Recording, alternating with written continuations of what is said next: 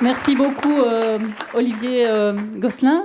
Alors, pour lancer le débat et pour, j'allais dire baptiser, mais on est à l'ULB, donc pour jeter dans la vie Africa-ULB, on va vous proposer d'écouter un texte, un court extrait d'un texte de la voix d'un des grands intellectuels de l'Afrique contemporaine qu'on a sollicité pour être avec nous ce soir, mais qui malheureusement ne pouvait pas être parmi nous, et c'est Achille Mbembe.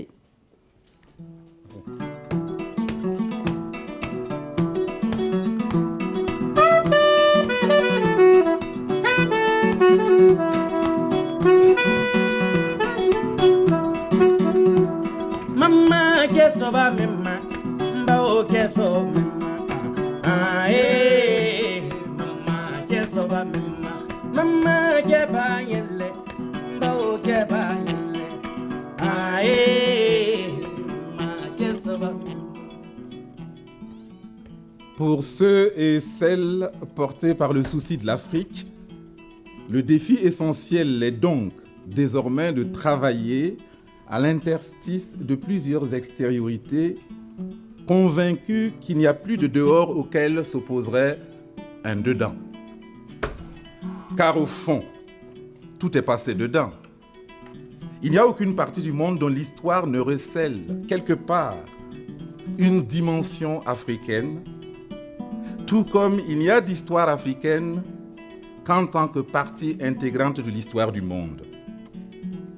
Et il n'existe guère, ni pour les Africains, ni pour les autres peuples de la Terre, de savoir totalement clos que les uns et les autres ne se devraient qu'à eux-mêmes et à nul autre. Il faut donc sortir de la problématique des origines et de la clôture.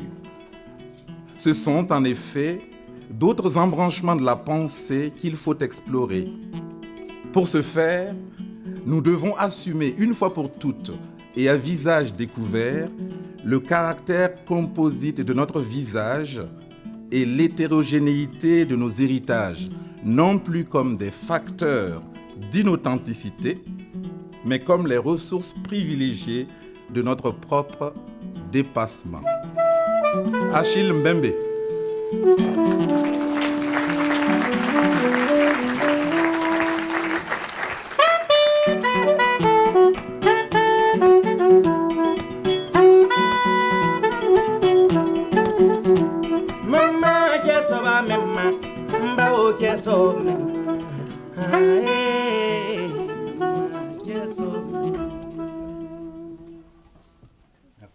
Voilà, merci à Achille Mbembe. Je pense que son propos peut être la vision programmatique du travail d'Africa-ULB pour les années à venir. Alors, je vous présente maintenant les deux intervenants qu'on a vraiment le grand plaisir d'accueillir ce soir pour débattre de ce sujet. Penser l'Afrique, penser le monde. Alors, Pierre Desmarais, je ne sais pas s'il faut encore présenter Pierre Desmarais. Pierre Desmarais est donc professeur à l'ULB, ancien recteur entre 2000 et 2006, anthropologue et archéologue. Il a quantité d'autres titres, donc il est professeur honoraire à University College London. Il est docteur honoris causa de nombreuses autres universités que je ne nommerai pas. Ça fait plus de Lubumbashi, Lyon, Montréal, Tübingen. Ça fait 45 ans, plus de 45 ans que Pierre Desmarais poursuit des recherches sur le terrain en Afrique centrale, essentiellement. Et outre l'archéologie et l'anthropologie, il a des tas d'autres centres d'intérêt comme la muséologie, la gestion culturelle. Et si nous avons tenu absolument à ce qu'il soit ici ce soir, c'est parce que Pierre est un acteur majeur du développement des études sur l'Afrique à l'ULB. Et je pense que nous sommes nombreux dans cette salle ce soir à savoir ce que nous lui devons et à savoir ce que notre compagnonnage avec l'Afrique lui doit. Donc merci Pierre d'être ici ce soir. Alors notre second intervenant est Hamzat Boukari Yabara, qui est docteur de l'EHESS à Paris, qui est historien. Alors, il est auteur d'un ouvrage que vous avez peut-être lu si vous vous intéressez à l'Afrique, parce qu'on en a énormément parlé, un ouvrage incontournable sur le panafricanisme qui s'appelle Africa Unite, comme le disait Bob Marley, publié aux éditions de la Découverte. Hamzat a aussi écrit des ouvrages sur le Nigeria, sur le Mali, sur Walter Rodney. Et sa présence ce soir, son invitation se justifie, je pense, d'une triple manière. Premièrement, Hamzat fait partie de la jeune génération d'intellectuels du continent africain qui contribuent au renouvellement du regard porté sur l'Afrique. Deuxièmement, il est originaire à la fois du Bénin et de la Martinique. Et donc, il illustre parfaitement cette Afrique globale qui doit pouvoir être pensée de partout, à partir de partout, et qui a essaimé partout dans le monde. Et troisièmement, Hamzat est aussi là parce qu'il est également poète. Il n'est pas seulement chercheur, il n'est pas seulement scientifique, il est aussi artiste. Et comme ce soir, nous voulions que cette soirée se place à la confluence entre le discours artistique et le discours scientifique, pour voir dans quelle mesure les deux peuvent se fertiliser mutuellement pour enrichir notre manière de penser l'Afrique et de penser le monde, c'était important que Hamzat soit avec nous ce soir. Alors, avant de leur donner la parole, on va écouter la voix d'un des grands poètes de ce que l'on a appelé la négritude, et c'est la voix puissante d'Aimé Césaire.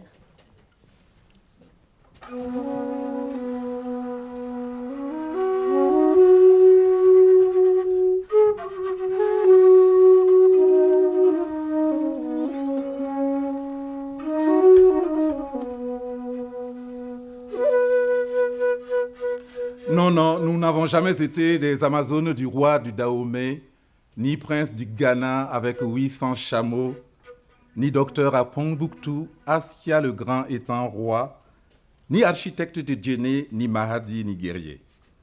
Et nous ne sentons pas sous l'aisselle la démangeaison de ceux qui jadis tinrent la lance. Et puisque j'ai juré de ne rien sceller de notre histoire, moi qui n'admire rien tant que le mouton broutant son ombre d'après-midi, je veux vous avouer aussi que nous fûmes de tout temps d'assez piètres laveurs de vaisselle, des cireurs de chaussures sans envergure. Non, mettons les choses au mieux. D'assez consciencieux sorciers, et le seul indiscutable record que nous ayons battu est celui d'endurance à la chicotte. Et ce pays cria pendant des siècles que nous sommes des bêtes brutes, que les pulsations de l'humanité s'arrêtent aux portes de la nègrerie, que nous sommes un fumier ambulant, hideusement promoteur de cannes tendres et de coton soyeux. Et l'on nous marquait au fer rouge, et nous dormions dans nos excréments. Et l'on nous vendait sur les places, et l'aune de drap anglais, et la viande salée d'Irlande coûtait moins cher que nous. Et ce pays était calme, tranquille, disant que l'Esprit de Dieu était dans ses actes. Et voici, au bout de ce petit matin, ma prière virile. Que je n'entende ni les rires ni les cris, les yeux fixés sur cette ville que je prophétise, belle. Donnez-moi la foi sauvage du sorcier. Donnez-moi la puissance de l'épée.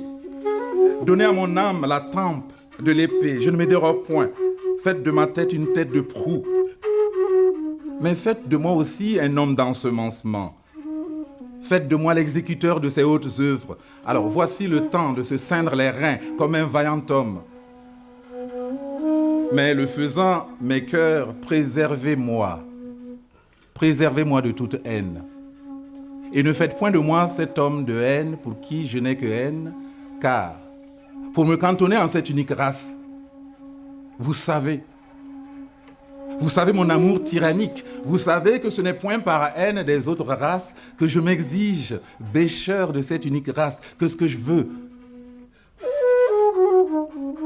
c'est pour la faim universelle, c'est pour la soif universelle. Et voici soudain que force et vie m'assaille comme un taureau, et l'onde de vie circonvient la papille du morne. Et voilà toutes les veines et vénules qui s'affairent à mon sang neuf, et l'énorme poumon des cyclones qui respirent, et le feu thésaurisé des volcans, et les gentils et les gigantesques pousses sismiques qui bat maintenant la mesure d'un corps vivant à mon ferme embrasement.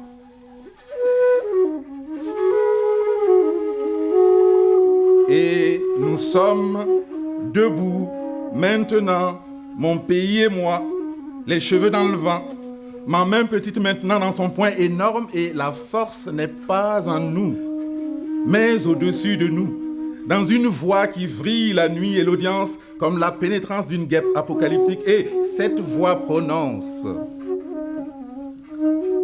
que l'Europe nous a pendant des siècles gavés de mensonges et gonflés de pestilence, car il n'est point vrai que l'œuvre de l'homme est finie, que nous n'avons rien à faire au monde, que nous parasitons le monde, qu'il suffit que nous nous mettions au pas du monde.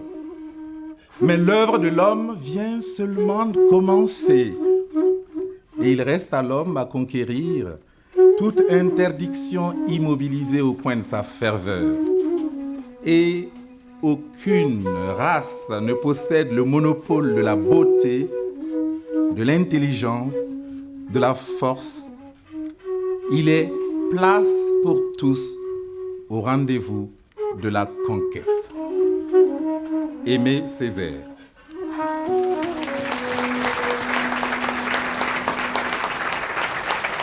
Voilà un magnifique texte extrait du cahier de retour au pays natal que Césaire a commencé à écrire en 1936 et dont il n'a cessé de réécrire et réécrire le texte.